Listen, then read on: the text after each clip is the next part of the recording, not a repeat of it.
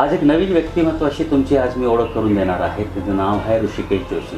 गेल्या 5 वर्षापासून यांनी जवळपास 17-18 जे इंडी डॉग्स आहेत, स्ट्रे डॉग्स आहेत, भटकेचे कुत्रे आहेत, त्यांची व्यवस्था केलेली आहे. ते काही लोकांना ॲडॉप्ट करायला लावलेलं आहे आणि ही जी व्यवस्था आहे प्रेमापोटी त्यांनी केलेलं आहे. ही सुरुवात त्यांच्या आयुष्यामध्ये कशी झाली हे आपण त्यांच्याकडूनच जाणून घेऊया. तर ऋषिकेश, मला हे विचारायचं की हे गेल्या 5 वर्षापासून तू करतोस, तर अशी काय प्रेरणा होती, कशामुळे हे सगळं सुरुवात झाली तुझी?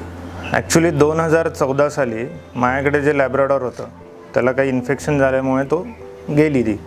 तर त्यावेळेसपासून ही प्रेरणा मला मिळाली. मी तिच्यासाठी 1 महिना प्रयत्न केला पण तरीसुद्धा ती नाही वाचली.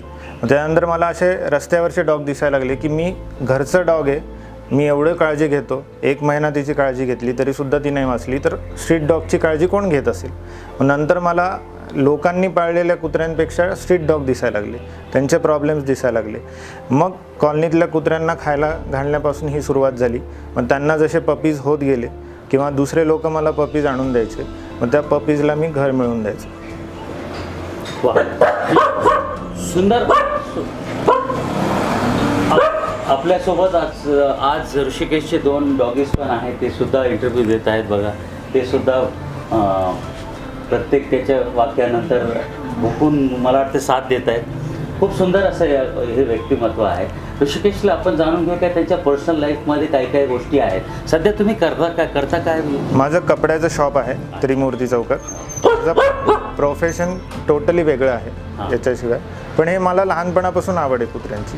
ही आवड जी लहानपणापासून तुमची आहे डॉगीजची वगैरे, हे याच्यामुळे घरच्या लोकांचा काही त्रास तुम्हाला काही आहे? मला घरच्या लोकांचा कधीच त्रास नाही झाला. नेहमी सपोर्ट होता आणि कधी पण मी बाहेर एखाद्या कुत्र्याला त्रास होतो, एखादी आजारी आहे, तर त्याला उचलून मी घरात आणायचो. हे नेमके जे तुम्ही जे 17-18 जे कुत्रे आहेत जे तुम्ही लोकांना दिलेले आहेत, तर त्या देताना तुम्ही त्यांच्याकडे काही म्हणजे काही बघून देता का, कसं काय? माझी कंडिशन सर फक्त एकच असते की त्याला एक तर पहिली गोष्ट नीट घर मिळालं पाहिजे, दुसरी गोष्ट की त्याला नीट सांभाळलं पाहिजे. कारण की मी असं दुसऱ्या लोकांकडनं ऐकलं होतं की जे लोक आपण म्हणजे जे पपीज आपण फ्रीमध्ये देतो ते लोक नीट सांभाळत नाहीत. ज्याची व्हॅल्यू 20,000 30,000 असे असेल तर लोकांना काळजी वाटते की आपण त्यासाठी पे केलं आहे. पण लकीली मी असे घरं निवडले, मला असे लोक मिळाले, मला असा सगळ्या डॉक्टरांकडनं मित्रांकडनं हा सपोर्ट मिळाला की चांगले घरं मिळवून दिले त्यांनी सगळ्यांनी. मी पण माझ्या ओळखीच्या लोकांना सांगून हे केलं की माझ्याकडे पपीज आहेत, त्यांना पपीज देऊन मी आठवण म्हणून 1 रुपया घ्यायचो की माझ्या लक्षात राहावं की मी किती पपीज दिले लोकांना. आता आज माझ्याकडे सगळेजण फोटो पाठवतात, व्हिडिओ पाठवतात. आज सगळ्यांचे छोटे छोटे पपीज मोठे झालेले आहेत 2-3 वर्षाचे आणि आनंद येतो या गोष्टीमुळे. खूपच सुंदर प्रकार आहे हा. 1 रुपया घेऊन पपीज देणे म्हणजे जी आहे 1 रुपया. ऋषिकेशने हे सगळं करत असताना एक छोटंसं फाउंडेशन तयार केलेलं आहे, सारा फाउंडेशन. हे फाउंडेशनचं नाव सारा फाउंडेशन का ठेवण्यात आलं आहे? कारण की माझ्याकडे जी लॅब होती तिचं नाव सारा होतं आणि तिची आठवण म्हणून आणि तिच्यासाठी जे मी केलं ते मला दुसऱ्या पपीजबद्दल, स्ट्रीट डॉगबद्दल करायला मिळावं म्हणून मी सारा फाउंडेशन हे नाव ठेवलं. आणि असे काही तुमच्या लाईफचे इन्सिडेंट्स आहे ते तुम्हाला सांगायची इच्छा? हो, कधी कधी खूप जास्ती त्रास होतो की शिकलेले लोकसुद्धा काही अशा गोष्टी करतात की आपल्याला नवल वाटतं. मी त्या डॉक्टरांचं नाव नाही सांगणार, माझ्याच कॉलनीत राहतात, पण त्यांनी 2 तासाचे जन्म झालेले पपीज त्यांच्या गाडीत पिशवीत भरले, डिकीत हे करून फेकून दिले. मी त्यांना रिक्वेस्ट केली जेव्हा ही मला गोष्ट कळाली की मला ॲटलिस्ट ते पपीज कुठे आहेत ते सांगा, ही माझी जबाबदारी आहे की तुम्हाला या गोष्टीचा त्रास होणार नाही. त्यांचं म्हणणं असं होतं की कॉलनीमध्ये जेव्हा पपीज वाढतात त्याचे कुत्रे होतात, परत ते पपीज वाढतात, या सगळ्याचा आम्हाला त्रास होतो, ते कुत्रे घाण करतात.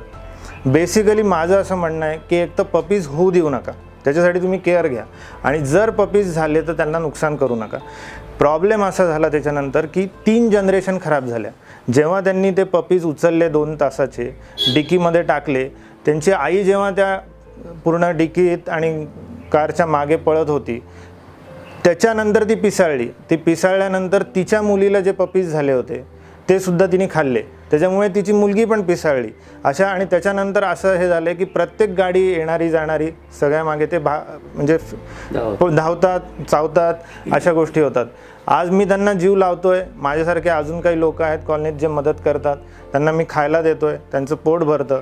पण बेसिकली की तुम्ही शिकलेले आहेत, तुम्ही डॉक्टर आहात, तुमचं मॅटर्निटी होम आहे स्वतःचं, ते मला भांडून सांगतात की तू मला सांगू नको की हे काय करायचं आहे म्हणून. हे मला चांगलं माहिती आहे कारण की मी मॅटर्निटी होम चालवते. पण तुम्ही एवढं सगळं करू शकता, पण तुम्हाला एवढं कळत नाही की 1 तास आणि 2 तास जन्म झालेल्या पिल्लांना तुम्ही पिशवीत भरून टाकून देता. तर आता या लोकांना काय सांगणार? शिकलेले अडाणी लोक असतात. काही शिकलेले अडाणी लोकांमुळे या सगळ्या निर्दयी ते आहे. पण हे जग अजूनही टिकून आहे. लक्षात येत नाही या मनुष्य प्राण्याला की हे जग स्वतः फक्त मनुष्यासाठी नसून प्रत्येक असल्या जगणाऱ्या इथं प्राण्यांसाठी पण आहे, झाडांसाठी आहे, सगळ्यांसाठी. निसर्ग हा संपूर्ण लोकांसाठी असतो, हे लक्षात येत नाही. पण तरी असे लोक असतात निर्दयी. त्याच्यामुळं प्रेम करणारे लोक अजून जास्त वाढलेले आहेत, वाढत आहेत. आणि अशा लोकांना आपण धडा पण शिकवायला पाहिजे. यांच्यासोबत आणि यांच्या सहवासात राहून यांना प्रेम कसं करायचं ते शिकवायला पाहिजे. ही काळाची गरज आहे. तरी मला असं वाटतं की ऋषिकेश जे काय कार्य करतो त्या कार्य खरंच एक अभिनंदनास्पद कार्य आहे. असे व्यक्तिमत्व फार आयुष्यात कमी आहे. ऋषिकेश, तुला लोकांसाठी काय मेसेज द्यायचा असेल तर तू देऊ शकतोस त्याच्यावर. मला एक छोटासा मेसेज द्यायचा आहे लोकांना. बेसिकली खूप वेळेस मी पाहिलं आहे की मुलं माणसं कुत्र्याच्या अंगावर जाताना, पिल्लाच्या अंगावर जाताना मुद्दामून गाडी घालतात, दगडं मारतात. बेसिकली या गोष्टी म्हणजे माणुसकी संपली आहे का माणसातली, की माणसाला हे कळत नाही की तुम्हाला जर उद्या दगड मारला, तुमच्या अंगावर गाडी घातली तर तुम्हाला राग येणारच. आज डॉग किंवा पेट्स हे बोलू शकत नाहीत, पण त्यांच्या भावना समजणं फार गरजेचं आहे. त्यांना कधी, आता उन्हाळ्याचे दिवस आहेत, तुम्ही पक्ष्यांसाठी, डॉगसाठी, कॅटसाठी, सगळ्यांसाठी पाणी आणि खाण्याचं एक बाऊल तुम्ही बाहेर ठेवला तर आज त्यांचे हाल होणार नाहीत उन्हाळ्यात. आणि जिथे जिथे तुम्हाला पपीज दिसत आहेत, सगळेजणं मॅक्झिमम लोक मला करताना दिसत आहेत सर ॲक्च्युली, पण जिथे जिथे तुम्हाला पपीज दिसत आहेत त्यांना त्रास देण्यापेक्षा, त्यांना दगड मारण्यापेक्षा त्यांना सांभाळायचा प्रयत्न करा आणि योग्य घरात ज्यांना पाहिजे त्यांना देण्याचा प्रयत्न तुम्ही नेहमी आयुष्यभर चालू ठेवा, निस्वार्थपणे. सुंदर असं व्यक्तिमत्व ऋषिकेश जोशींच्या माध्यमातून आज आपल्याला भेटलेलं आहे. असे लोक, खूप जास्त लोक आपल्या शहरात लाभो. त्याच्यामुळे या शहरातल्या ज्या सगळ्या भटक्या कुत्र्यांची चांगली व्यवस्था होईल. अशा लोकांसाठी प्रेरणा म्हणून एक ऋषिकेश जोशी तुमच्यासमोर आहे. खूप सुंदर असं एक मेसेज दिलेला आहे त्यांनी. या मेसेजमध्ये सांगितलं की लोकांनी त्यांच्यासाठी पाणी द्यावं, ही व्यवस्था करावी आणि पाळणं सुरू जर केलं प्रत्येकाने एक, म्हणजे पाळणं म्हणजे घरातच ठेवायची गरज नाही, त्याला जेवू खाऊ घालणे किंवा त्याची काळजी घेणे किंवा पाणी पाजणे एवढं जरी केलं तर ते ॲग्रेसिव्ह होणार नाहीत आणि एक सुंदर असं वातावरण आणि खरंच आपण ज्याला रामराज्य म्हणू अशा एक राज्य तयार होऊन जाईल. तिथं प्राणी, मनुष्य सगळे जे आहेत हे सोबत राहू शकतील. धन्यवाद.